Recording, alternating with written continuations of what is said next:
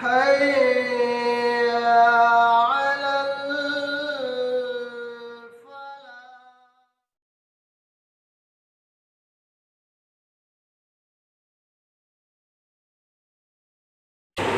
بسم الله والصلاة والسلام على رسول الله وعلى آله وصحبه ومن والاه، أما بعد. أعوذ بالله من الشيطان الرجيم. بسم الله الرحمن الرحيم. قال الله عز وجل: أمن يجيب المضطر إذا دعاه ويكشف السوء ويجعلكم خلفاء الأرض أإله مع الله تعالى الله عما يشركون. وعن ابن عباس رضي الله تعالى عنهما قال: قال رسول الله صلى الله عليه وسلم: واعلم أن الفرج مع الكرب. رواہ بخاری و مسلم. محترم بزرگوں، نوجوان بھائیوں، گزشتہ کئی دنوں سے آپ حضرات کے سامنے حضرت عبداللہ ابن عباس رضی اللہ تعالیٰ عنہما کی اس حدیث کا درس آپ کے سامنے دیا جا رہا تھا، جس کے اندر اللہ کے نبی صلی اللہ علیہ وسلم نے بڑے لوگوں کے لیے، بچوں کے لیے، بوڑھوں کے لیے آپ صلی اللہ علیہ وسلم نے انمول نصیحتیں آپ نے بیان کی ہیں. ان میں سے تقریباً 9 نصیحتیں آپ کے سامنے پیش کی گئی ہیں. یہ 9 نصیحتیں زندگی میں ہمارے اور آپ کے لیے بڑی مفید ہیں. اللہ کے نبی صلی اللہ علیہ وسلم کی ایک اور نصیحت جو حضرت عبداللہ ابن عباس کو آپ نے کی تھی، آج کے درس میں میں پیش کرنے جا رہا ہوں. اللہ کے نبی صلی اللہ علیہ وسلم نے حضرت عبداللہ ابن عباس کو کہا تھا: وَعْلَمْ، اے بچے تو جان لے، ان الفرج مع الکرب، کہ تنگی کے بعد آسانی آتی ہے. زندگی جو مجھے اور آپ کو ملی ہے، اس کا ایک اسٹائل ہے. زندگی کا اسٹائل یہ ہے کہ پہلے فرسٹ آپ کو تنگی ملتی ہے، اس کے بعد پھر آپ کو راحت ملتی ہے. زندگی کا اسٹائل ہے یہ. زندگی جو آپ کو مجھ کو ملی ہے، یہ تنگی کے بعد راحت لاتی ہے.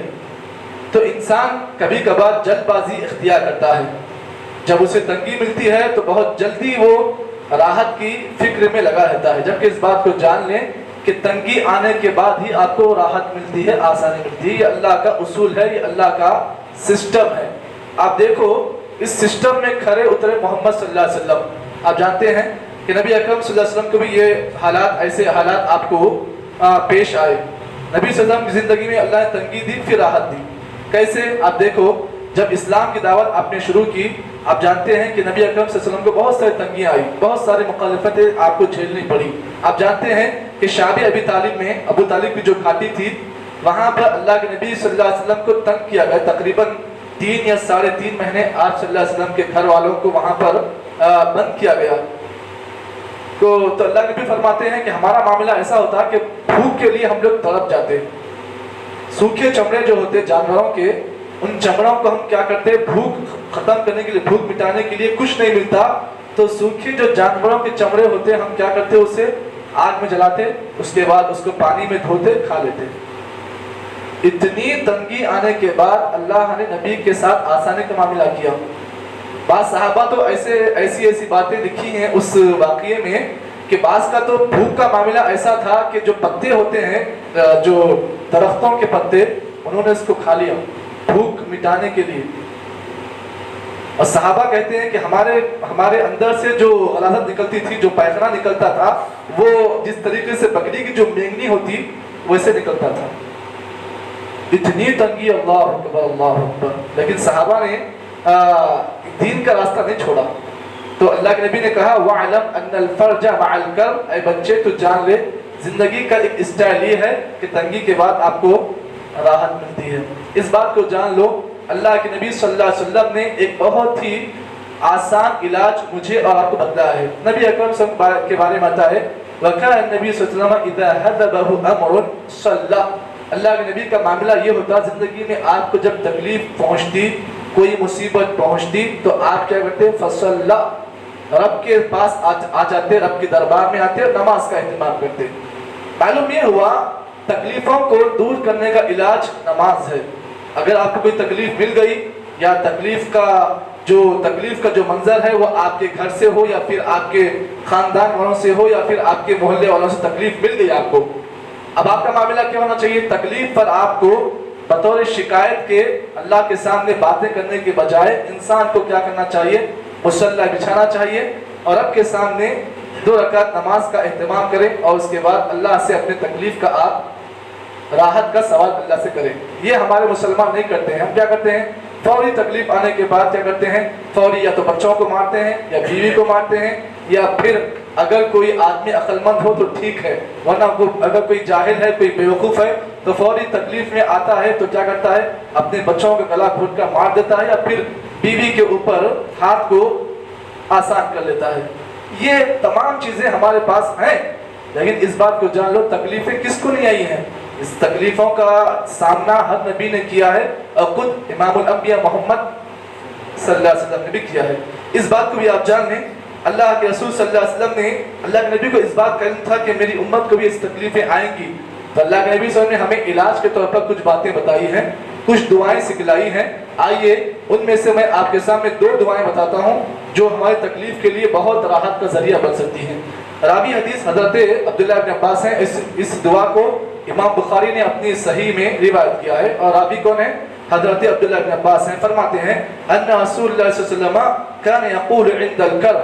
हजरत अब्दुल्लाह इब्न अब्बास फरमाते हैं कि अल्लाह के नबी को हमने देखा कि आप अलैहिस्सलाम जब आपको कोई तकलीफ पहुंचती, कोई तंगी आपको पहुंचती, तो आप ये दुआ करते, ला इलाहा इल्लल्लाहुल अज़ीम अल हलीम, ला इलाहा इल्लल्लाहु रब्बुल अर्शिल अज़ीम, ला इलाहा इल्लल्लाहु रब्बुस समावाति व रब्बुल अर्ज़ि व रब्बुल अर्शिल करीम।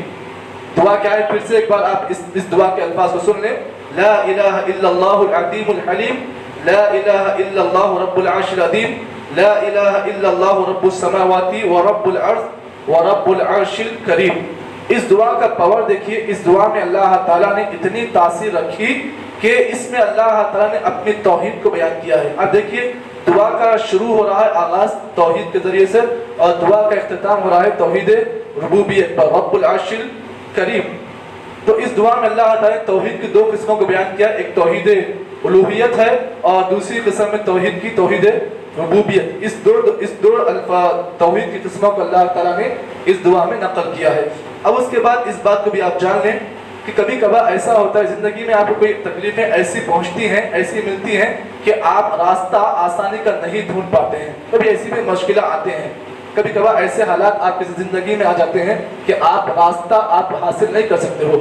ऐसे मौके पर अल्लाह ताला ने हमें एक बेहतरीन दुआ सिखाई है, जिस दुआ को हजरत यूनुस अलैहिस्सलाम ने मछली के पेट में पढ़ा था, जिस दुआ को दुआए यूनुस भी कहते हैं। इस दुआ का नाम दुआ यूनुस भी है।